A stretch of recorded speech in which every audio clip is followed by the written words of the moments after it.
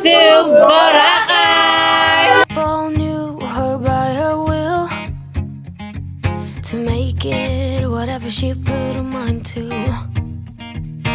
Late night hours up the hill, serving coffee to strangers, talking about revenue. She kept dreaming of a world big enough for everyone. She knew it must rain before it grows. She kept dreaming of the day butterflies survive the wheel. Even though she got knocked down, it never showed. So ayan mga seswa, ngayon is nandito kami sa pagkainan and dahil kaka-check-in lang din namin. So all set na, nalagay na namin lahat ng mga gamit namin. Nakapagpahinga din kami ng very light lang naman. Tapos diretso na kami sa kainan kasi maharlika ang pagkain doon eh. So dito medyo abot kaya na talaga ng mga marami kang pagpipilian. So kitang-kita nyo naman, 'di ba? So para siyang mga sizzling. So ang pangalan pala ng resto na to is Surf Turf. So, walking distance lang din. Actually, malapit lang. Paglabas mo, lang sa may left papasok ka lang onte. Tapos, eto na, surf turf na agad. So, ayan, marami dito. May mga gulay, may mga sandwich, may mga sizzling, sisig, mga ganon. Diba? Oh, may mga silog. O, may mga vegetables, may mga seafoods, at meron ding mga pork and beef. So, kaya naman, pumunta na kayo dito. Gamitin niyo yung code namin. Lahat na lang. So, ayun, mamaya papakita namin sa inyo kung ano pa yung mga in-order namin ng mga pagkain. So, busy-busy na sila sa pagluluto doon talaga. Kasi gutom na din talaga tayo. Ang cute din pala, oh. Anong tawag? May pangalan sa gantong plato eh, yung mamahalin. Parang Coral ba yun? Mandarin tuloy. Okay. Evil eye ka, barang ka, babalik yun sa'yo. Diba? Ang cute ng mga plate. Mga pattern. I was worried you blow up my reputation, but I figured it's not on me. Yeah. The way you're making me shiver, your hands on myself, I keep pulling the trigger right. This very finger for people like them. Oh no. Well, darling, on my mind, I'm feeling so fly up in the zone now. I'm like a golden crown, whirling high up in the sky. Oh, it's the way you make me feel so good right now. It's the way you make me feel so good. Oh. So, ayan mga seswang, dumating na yung ating mga food. So, ayan na yun. Titikman na natin sila isa-isa. Okay, mag-start muna tayo dito sa ano to? Cheese oyster. Ayan, ang cheese oyster.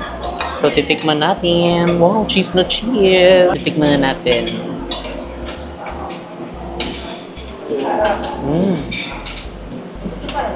Ang sarap. Ang sarap. Grabe, cheesy yung oyster. Lami siya. Kumbaga sa isang ganto, super liit lang. Pero yung lasa panalo naman. Very cheesy talaga siya. So next natin is etong pork. Kasi nag-order din kami ng platter na pork. So meron siyang T-bone, may liempo, may manok. Thank you po.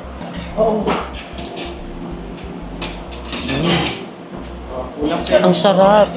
Yung ginamit na marination dito, talagang kumapit.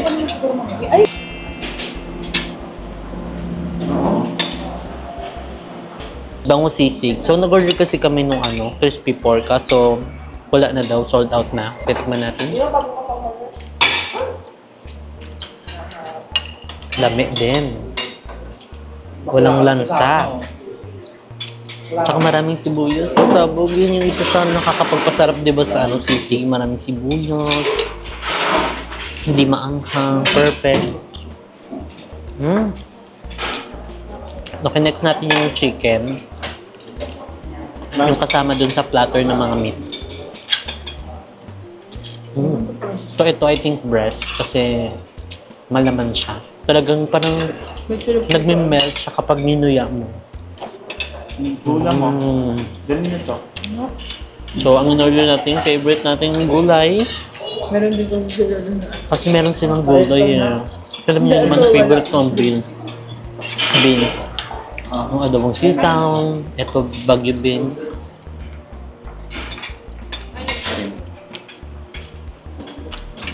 I think garlic ang ano nito. Flavor. Buttered curry. Ayun, buttered garlic. Okay, kainan na tayo. Parang kami magkakaaway na ngayon kasi wala na nag-uusap. Kaya ko sabaw. Mahang. So, ayan mga seswang, tapos na kaming kumain. And ayan, sobrang sarap ng mga food. Ayan, dami kaayo at nabusog kaming lahat. And ayan, siguro yung ano lang, ang comment ko lang doon sa soup is medyo yun yung kailangan lang nilang i-improve. Actually, libre lang naman siya. Pero yung lahat ng mga pagkain, ayan, from gulay, doon sa oyster, doon sa platter ng mga meat, is sobrang sarap. Lamig kaayo. So, ayun, so kung gusto niyo kumain dito, mag-visit na kayo dito sa Surf Turf. Ayun, dahil pasabog ang kanilang mga foods. And malamig din dito sa kanilang place. So, pwede kayong mag-ano dito kung naghahanap kayo ng mga sizzling and yung hindi masyado crowded na ano kainan. So, dito kayo, yung nagugutom na kayo. Kasi paglabas namin ng ano namin, hotel namin, naglakad lang kami ng very light. Tapos ito, nakita agad namin. Papunta sana kami doon sa ano, sa beachfront dahil maglalakad-lakad kami. So, yun na yung aming gagawin ngayon. After namin kumain is maglalakad-lakad na kami doon sa beach. At titignan natin kung ano pa yung ibang ganap natin. And dahil maglilibre daw si Sir Kat ng dessert. So, abangan nyo kung anong dessert yun. So, mamaya yun mga seswang. So, be right back.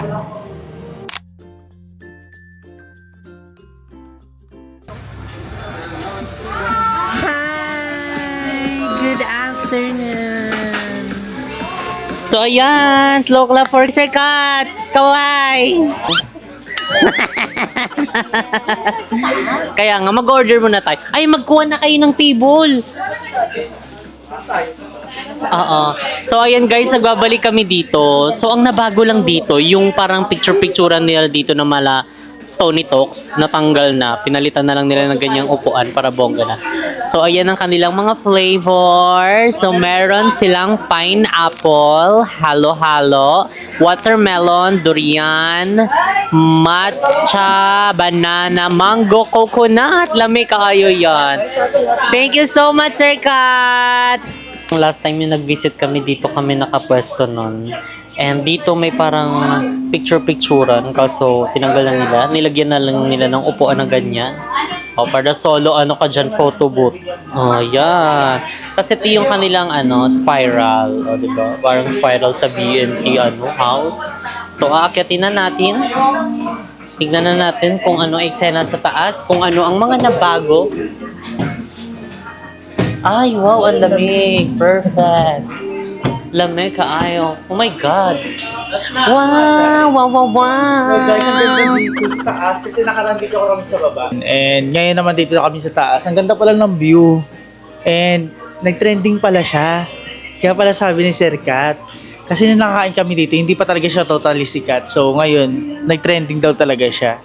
Ayan, si Balong. Ay, perfect si Balong dyan. Ang ganda. Sino ka naman dyan? Ano, Bini. Ay, Bini.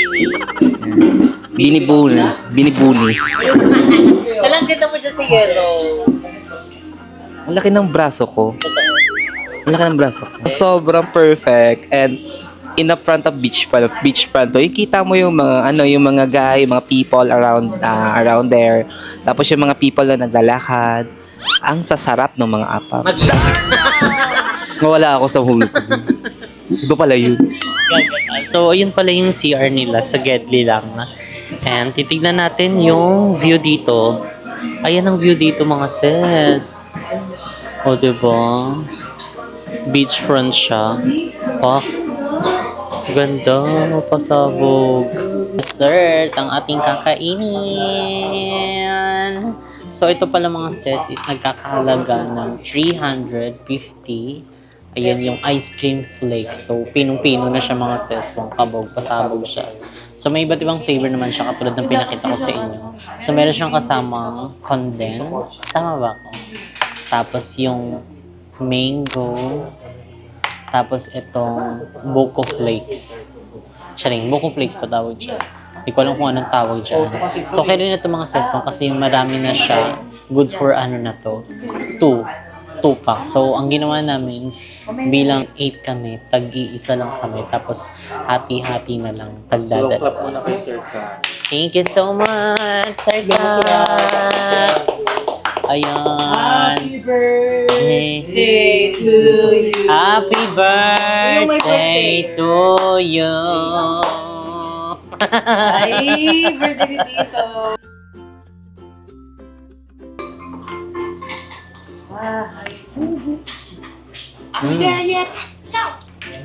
Damiin. Favorite na isa to. Yung pumapalo yung sugar. Uy, Yung ma-compute. huwag mo na masyadong lagyan ng kondensada. Sarap. Ang grabe talaga. Ikaw, tingin ako sarap. Rami eh. Happy birthday to you eh. Happy birthday daw. Happy birthday. Ikaw nga, tingin din yun.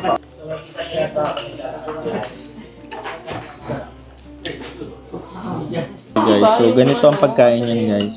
Lagyan nyo konting condense. Oh my God. Mismong ice cream. Kung gusto nyo ng ano, may tamis pa na cake. And then, scrape nyo na. Scrape nyo siya. Alam mo, pag naisip ko And then, pwede nyo budburan siya ng ganito guys. sa Thailand. Coconut sauce. Sige na. Steak right. Ang dala nila ko eh. Sawa kami. Sugar check. Danghaga ba?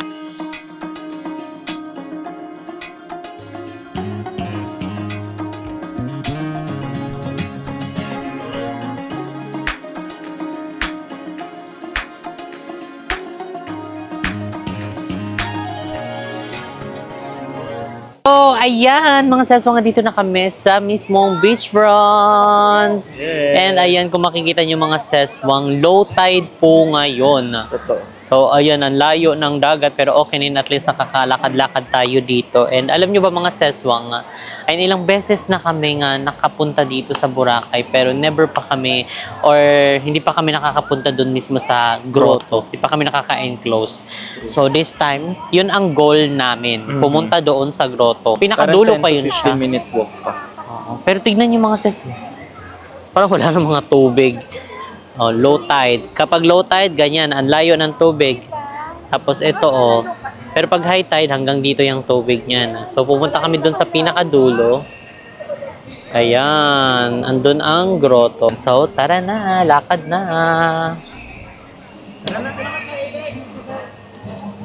Hello! I'm so busy! Oh my God.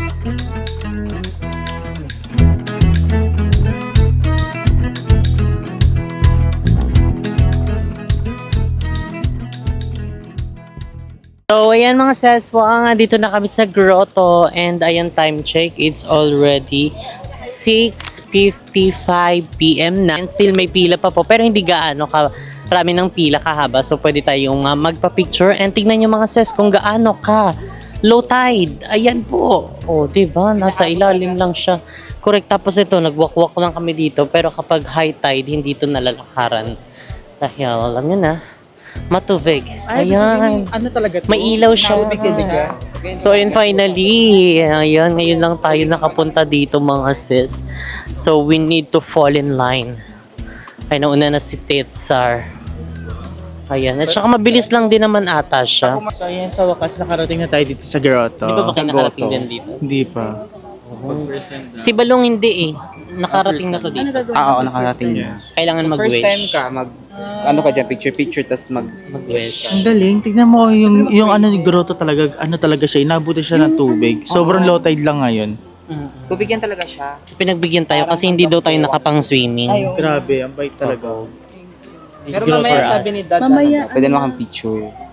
Mamaya high tide na, diba? Di ba pag gabi high tide? Bukas pa. Bukas pa siya. Mamaya, madaling araw. So, ayan. Wait lang tayo sa mga nagpapapicture kasi patient is a virtue. Kami na yung next. Ayan. Pero visible pa rin naman. Kaya pa yan. So, ayan. Marami nang natapos. So, ayan tayo na next. Pwede na tayo magpapicture. So, tignan nyo mga saswang. Dami pa rin tao dito. Ayan. Tapos parang humaba po yung pila. Pagkarating namin. And ayan, still may mga nag-ano pa rin, oh. Naglalangoy pa rin sa dagat.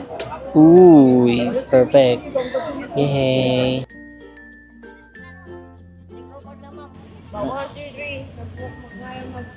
Thank you po. Grabe ang presko ng ano, hangin.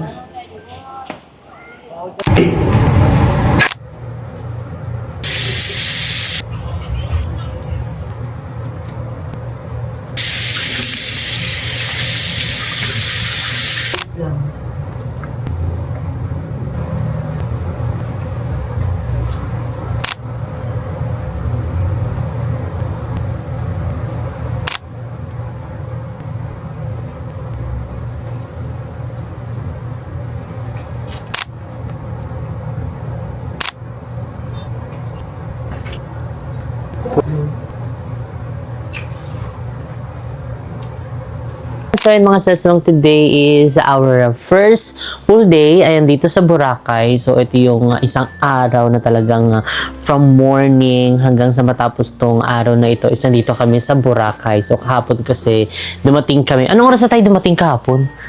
Dito. 2 na ba? Ayun, mga 2 na. So, hindi na namin siya mako-consider na first day, ayan namin. Kumbaga parang half day lang. So, this time, ayan, ito yung unang araw namin dito sa Boracay. And sobrang daming mga nakaplan na mga activities, ayan, na mga vlogs. Ayan, so, aabangan nyo yan sa mga kanya-kanyang YouTube channel namin.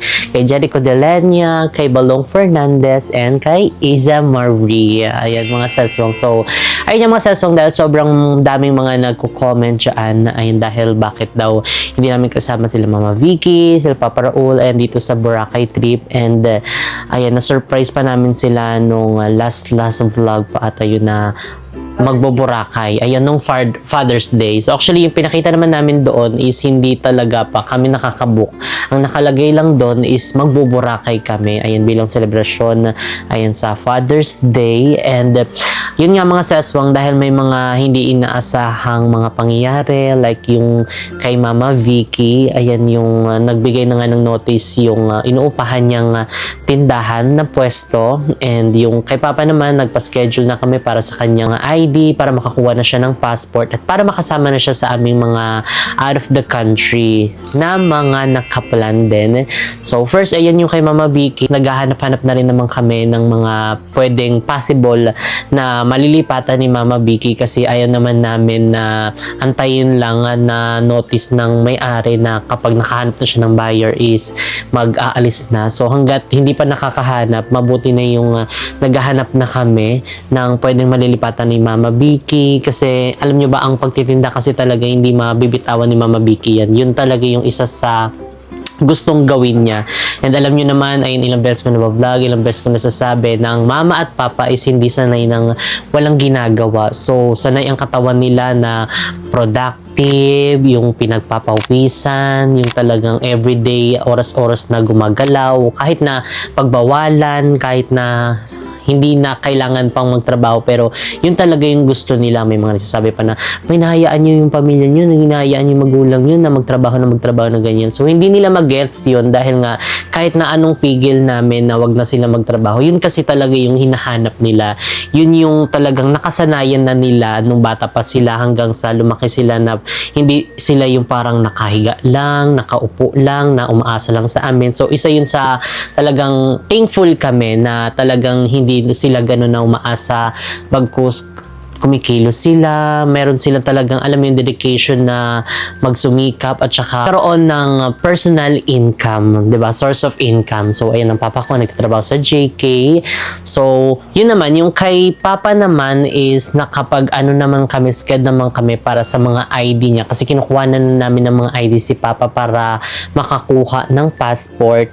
So ang nakuha na namin na ID niya is postal. Tapos, parang nag-inquire kami nun sa DFA Dasmariñas para sa passport. So, hindi man natuloy yung aming Boracay. Ayan, siguro matuloy yung aming out of the country. So, kaya, alam mo yun, inaasikaso na namin yung passport ni Papa para malay mo, ayan, international siya makasakay. Ayan ang kanyang first time. So, ayun, basta makakasama sila sa aming mga out of the country. So, mas okay na muna yung sinisettle na muna namin yung dapat settle. First, ang tindahan ni Mama Vicky, nahanapan namin siya ng pwesto kasi nag-notice na yung may-ari na naghahanap na ng buyer. Gustuin man namin bilhin, ay marami nagsasabi, ang dami niyong pera, nagkanda punta-punta kayo ng ganito, nagkanda bigay-bigay kayo ng ganyan, pero yung tindahan ng mama niyo, hindi niyo man nang bilhin kasi yun yung nakakapasaya sa kanila, ganyan-ganyan. So, gustuin man namin bilhin, kaso ayaw namin isugal yung alam mo yung bilhin na wala man lang titulo. So ay baka anytime pag nabili na namin yun, maya-maya may mag-claim o paalisin na kami dyan. O asan ang papel nyo? Ganito ganyan kasulatan na sa inyo to. Ito po rights. O rights lang yan. Hindi nyo pagmamayari yung lupa. So ayun lang mga seswang. Siguro merong next time na kasama na sila Papa Raul, sila Mama Vicky, and ngayon is hindi muna kasi yun muna yung pina-priority namin. So anyway mga seswang, enjoy lang muna namin itong aming Boracay trip and abangan nyo pa ang mga iba pang vlogs at ibang kaganapan namin dito sa Boracay.